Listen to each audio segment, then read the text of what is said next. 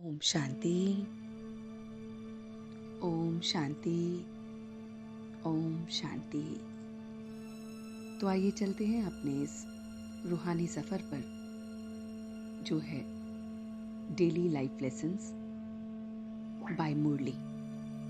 मुरली के सार से हम आज के दिन के साथ कनेक्ट होते हुए 4 जुलाई 2022 को अपने डिवाइन मैसेज को लेते हैं और पूरे दिन उस पे जर्निंग करते हुए अमृत वेले से लेकर रात्रि तक इन पॉइंट्स को अपनी लाइफ में इम्बाइब करते हैं।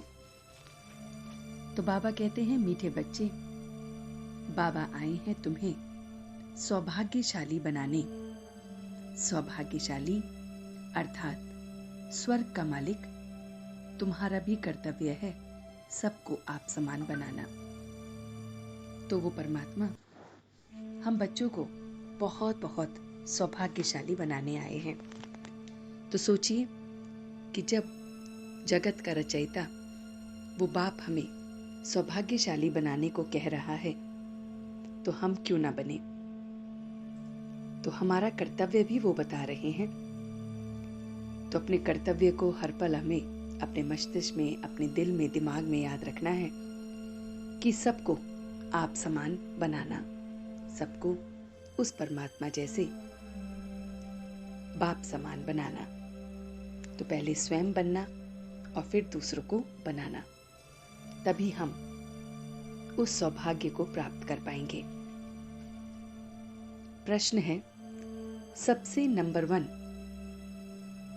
कॉन्फ्रेंस कब, अब और कौन सी होती है, उससे प्राप्ति क्या है? उत्तर है, संगम पर आत्मा और परमात्मा का मिलन ही नंबर 1 कॉन्फ्रेंस है। जब ये कॉन्फ्रेंस होती है तब आत्माओं को परमात्मा से मुक्ति और जीवन मुक्ति का वर्षा मिलता है। इसे ही सच्चा सच्चा कुंभ भी कहा जाता है। यह कुंभ का मेला फर्स्ट क्लास कॉन्फ्रेंस है। इसके बाद फिर कोई कॉन्फ्रेंस, यज्ञ, तप आदि होती नहीं, सब बंद हो जाते हैं। तो परमात्मा आज हमें नंबर 1 कॉन्फ्रेंस के बारे में बता रहे हैं। तो वो कॉन्फ्रेंस जो हमें इस समय मिली है संगम पर, संगम जिसका अर्थ है जिस पल हमें ये एहसास हुआ है कि मैं आत्मा हूं और वो परमात्मा है, उसी दिन से हमारा संगम युग स्टार्ट हो गया है। उस संगम पर हमारा परमात्मा के साथ आत्मा का जो मिलन है वो नंबर 1 कॉन्फ्रेंस है। इसी कॉन्फ्रेंस से हमें सबसे बड़ा राज समझ में आता है, वो है मुक्ति और जीवन मुक्ति। मुक्ति अर्थात परम धाम, शांति धाम, जहाँ आत्माओं का वास है, और जीवन मुक्ति जो है स्वर्ग, सुख धाम। वहाँ कैसे जाना है, क्या करना है, उसके लिए क्या क्या हमें अभी काबिल बनना है, सौभाग्यशाली बनना है, वो सारी बातों का इस कॉन्फ्रेंस से हमें पता चला। तो ये कॉन्फ्रेंस नंबर 1 कॉन्फ्रेंस हो गई। इस कॉन्फ्रेंस के बाद फिर हम वो भक्ति के यज्ञ, तप, ये सब बंद कर देते हैं, क्योंकि जब आत्मा का परमात्मा से सीधा मिलन हो रहा है, बातचीत हो रही है, फिर यज्ञ तप की कोई आवश्यकता ही नहीं रहती। गीत है, माता ओ माता। धारणा के लिए मुख्य सार है, पहला, एक बाप से सच्चा कम्युनियन अर्थात योग रखना है।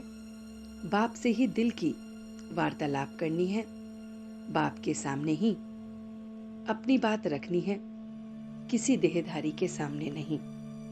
तो परमात्मा आज हमें इंडिकेशन दे रहे हैं कि हमें आज के दिन से ये अभ्यास स्टार्ट करना है कि हमें सिर्फ और सिर्फ अपने परमात्मा के साथ सच्ची सच्ची कम्युनियन रखनी है, योग रखनी है, उससे दिल से वार्तालाप करनी है, अपनी सच्ची सच्ची बातें उस परमात्मा से करनी है। अपने दिल की जो भी बात रखनी है वो सिर्फ और सिर्फ बाप के आगे रखनी है, किसी देहधारी के आगे नहीं रखनी है। तो हमें चेक करना है कि हम किसी देहधारी के आगे अपनी बातें रखते हैं तो उसका क्या नतीजा होता है और बाप के आगे रखते हैं तो क्या होता है। तो ये चेकिंग आज हम करेंगे। दूसरी बात है, खुदाई खिदमतकार बन सबको बहिशत में चलने का रास्ता बताना है, सबका कल्याणकारी बनना है। तो हम सौभाग्यशाली हैं, खुदाई खिदमतकार हैं, तो हमें वो रास्ता जो स्वर्ग को जाता है, जो सुखधाम को जाता है, जिसे हम हेवन, पैराडाइज या बहिशत कहते हैं, उसका रास्ता सबको बताना है। सेल्फिश होकर ये नहीं कि बस मुझे और मेरे परिवार को पता रहे, बाकियों से हमें क्या मतलब, ऐसा नहीं। हमें सबको रास्ता बताना है। फिर कोई चले ना चले वो उसकी मर्जी। वरदान है, ब्राह्मण जीवन में सदा सुख देने और लेने वाले अति इंद्रिय सुख के अधिकारी भव। जो अति इंद्रिय सुख के अधिकारी हैं वे सदा बाप के साथ सुखों के झूले में झूलते हैं। उन्हें कभी ये संकल्प नहीं आ सकता कि फलाने ने मुझे बहुत दुख दिया। उनका वायदा है, ना दुख देंगे ना दुख लेंगे। अगर कोई जबरदस्ती भी दे तो भी उसे धारण नहीं करते। ब्राह्मण आत्मा अर्थात सदा सुखी। ब्राह्मणों का काम ही है सुख देना और सुख लेना। वे सदा सुखमय संसार में रहने वाली सुख स्वरूप आत्मा होंगी। तो परमात्मा आज हम बच्चों को सौभाग्यशाली और खुदाई खिदमतकार के साथ साथ कह रहे हैं कि तुम ब्राह्मण भी हो। तो जब से हम संगम पर अपना परिचय प्राप्त हुआ, परमात्मा का प्राप्त हुआ, उस पल से जो युग हो गया वो संगम युग हो गया और हम जो बन गए वो बन गए ब्राह्मण। तो ब्राह्मण लोगों का कार्य क्या है, बाबा बता रहे हैं कि सुख देना और सुख लेना। दुख अगर कोई जबरदस्ती दे भी तो भी नहीं लेना है। तो हमें ये संकल्प में भी दुख का अंश भी नहीं लेना है। तो इस तरह से हमें बहुत बहुत संगम पर अब ब्राह्मण बनकर बहुत बहुत कार्य करना है। तो सुख और सुख लेना है और सुख को देना है। किसी का भी दुख अंश मात्र भी हमें नहीं लेना है। तो बाबा कहते हैं कि हमें आज किस तरह का संकल्प करना है। आज का स्लोगन है, नम्र बनो तो लोग नमन करते हुए सहयोग देंगे। तो जितना हम नम्र बनेंगे, जितना हमारे व्यवहार में नम्रता होगी, उतना लोग हमें नमन करते हुए सहयोग देंगे। तो अक्सर हम दूसरों के सहयोग मांगते रहते हैं और हम सोचते हैं कि दूसरे हमारी बात को क्यों नहीं मान रहे। तो इसलिए आज बाबा ने हमें राज बता दिया है सवेरे सवेरे, वो है नम्र बनना, नम्रता के गुण को अपनाना। तो हमें नम्रता के साथ चलना है तो लोग नमन करेंगे और सहयोग भी देंगे। तो आइए इन सभी बातों को अमृत वेले से लेकर रात्रि तक हम धारण करें कि मुझे नम्रता का आज अपने अंदर व्यवहार लाना है।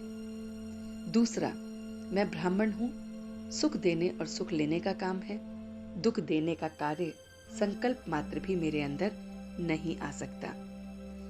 फिर मुझे सबका खुदाई खिदमतकार बनना है, सबको उस बहिशत का रास्ता बताना है, उस परमात्मा के साथ ही सच्चा कम्युनियन करना है, उससे ही सच्चे दिल की बातें करनी है। किसी भी देहधारी से अपने दिल की बात नहीं कहनी है।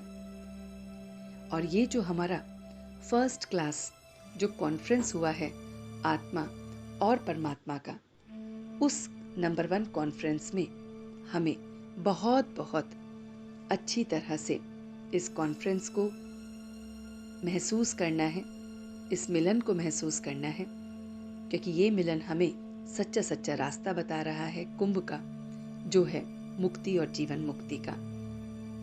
और हम सौभाग्यशाली आत्मा हैं, सौभाग्यशाली बच्चे हैं उस मालिक के। तो हमारा कर्तव्य है सबको सौभाग्यशाली बनाना, सबको उस बाप समान बनाना।